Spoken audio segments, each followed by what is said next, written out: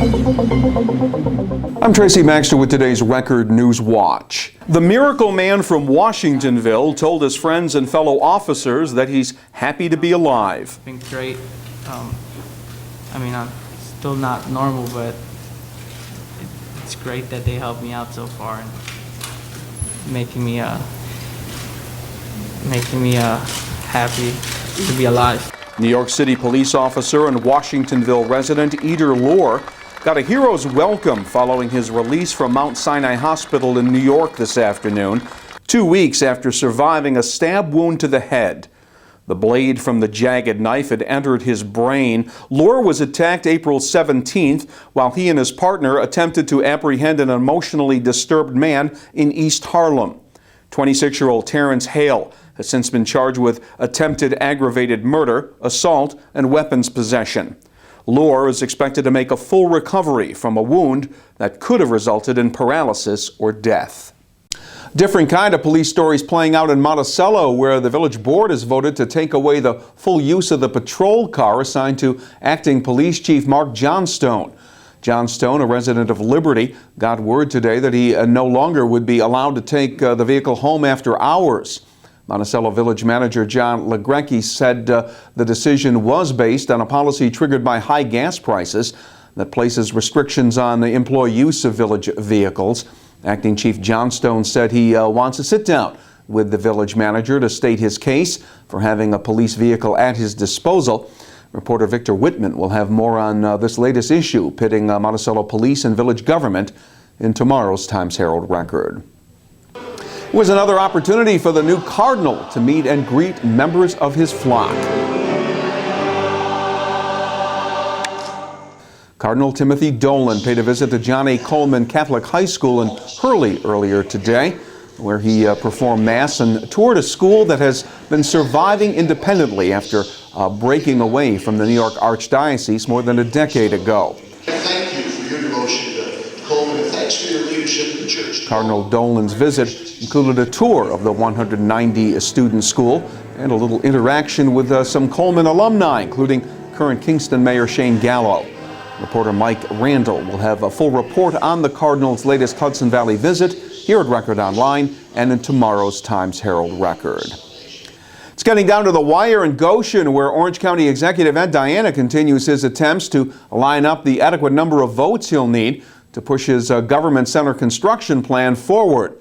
Reports are Diana is a vote or two short of what he needs to gain legislative approval to bond $14.6 million. A decision that would set in motion the process of building a new $75 million government center, as well as the renovation of several current county buildings.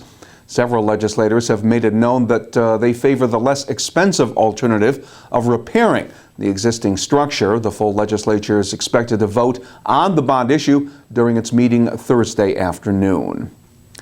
There won't be any criminal charges filed following the investigation into problems with standardized test scores reported for students at the Kingston School District's Xena Elementary School during testing taken in the spring of 2010.